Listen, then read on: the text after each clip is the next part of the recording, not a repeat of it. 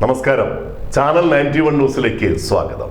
കൊടുത്താൽ കൊല്ലത്തും കിട്ടും എന്നൊരു ചൊല്ലുണ്ട്. അത് മിക്ക കാര്യങ്ങളിലും സംഭവിക്കുകയും ചെയ്യും. വടകരയിലെ LDF സ്ഥാനാർത്ഥിയും മുൻ ആരോഗ്യ വകുപ്പ് മന്ത്രിയുമായിരുന്ന KK ശൈലജ ടീച്ചർക്കെതിരെ വൻ സൈബർ ആക്രമണം നടക്കുകയാണ്. എന്തായാലും വളരെ മോശമായ രീതിയിലുള്ള സൈബർ പ്രചരണങ്ങളാണ് ടീച്ചർക്കെതിരെ നടന്നത്. ഇത് ന്യായീകരിക്കാൻ കഴിയുന്ന ഒന്നല്ല. സുതാര്യമായ ജനാധിപത്യ സംവിധാനത്തിന് യോഗ്യവും യോജ്യവുമല്ല. ശൈലജ ടീച്ചറുടെ ഫോട്ടോയും വാർത്തയും ഒക്കെ പ്രചരിപ്പിച്ച ഒരു പ്രവാസി മലയാളിയെ തിരിച്ചറിയുകയും അയാൾക്കെതിരെ പോലീസ് കേസെടുക്കുകയും ഒക്കെ ചെയ്തു കഴിഞ്ഞു.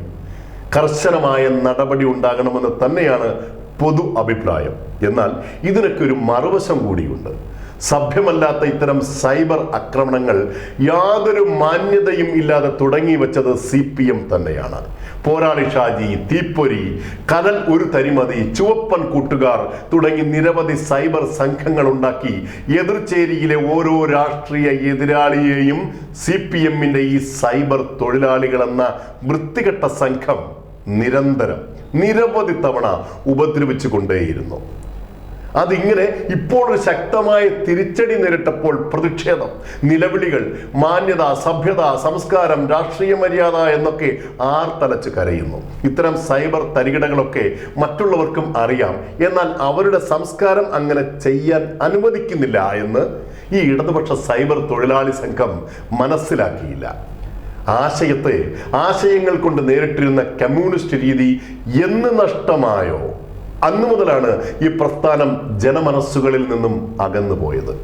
എതിരാളിയെ അക്രമത്തിലൂടെ കീഴ്പ്പെടുത്തുക, നിയമങ്ങളെല്ലാം ലംഘിക്കുക, എതിർക്കുന്നവരെ വ്യക്തിപരമായി അധിക്ഷേപങ്ങൾ പറഞ്ഞുണ്ടാക്കി മാനസികമായി തകർക്കുക തുടങ്ങിയുള്ള പക്ക തരം താണ രാഷ്ട്രീയം കളിക്കുന്ന നിലയിലേക്ക് CPM മാറി. പാർട്ടി നേതൃത്വം ഇതിനൊക്കെ മൗന അനുവാദം നൽകുകയും ചെയ്തു. CPM-ന്റെ മുതുമുത്തച്ഛൻ VS അച്യുതാനന്ദൻ വരെ എതിർപക്ഷത്തെ സ്ത്രീകളെ കുറിച്ച് പൊതുവേദിയിൽ എത്രയോ തവണ മോശമായി പറഞ്ഞിട്ടുണ്ട്. മണിയാശാൻ ഇത്തരം ദുഷ്പ്രചരണങ്ങൾ ഇപ്പോഴും തുടർന്നുകൊണ്ടേയിരിക്കുന്നു.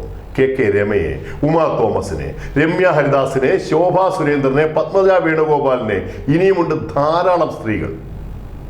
ഇവരൊക്കെ എതിർ പാർട്ടിയിലുള്ളവർ ആണെന്നതിനും അപ്പുറം സ്ത്രീകളാണ്, പൊതുപ്രവർത്തകരാണ്.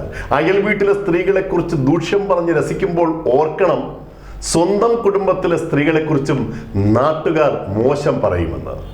സ്ത്രീകൾക്ക് രാഷ്ട്രീയത്തിൽ സമത്വം നൽകണമെന്ന് ഘോരം പ്രസംഗിക്കുന്ന LDF 20 ലോക്സഭാ മണ്ഡലങ്ങളിൽ വനിതകൾക്ക് അവസരം കൊടുത്തത് കേവലം 3 പേർക്ക്. കോൺഗ്രസിൽ പേരിന് വേണ്ടി ഒരാൾ, BJP കുറച്ചുകൂടി മുന്നോട്ട് പോയി 5 വനിതകൾക്ക് അവസരം നൽകി. എതിരാളികൾക്കെതിരെയുള്ള ഇത്തരം ഹീന സൈബർ ആക്രമണങ്ങൾ കുറഞ്ഞത് വനിതാ പൊതുപ്രവർത്തകർക്ക് എതിരെയെങ്കിലും ഉണ്ടാകരുത്. ആർക്കെങ്കിലും നേരെ ഒരു വിരൽ ചൂണ്ടുമ്പോൾ മറ്റു 3 വിരലുകൾ നമുക്ക് നേരെ ചൂണ്ടപ്പെടുന്നുണ്ട് എന്ന് മനസ്സിലാക്കിയാൽ നന്ന്. News desk, channel 91.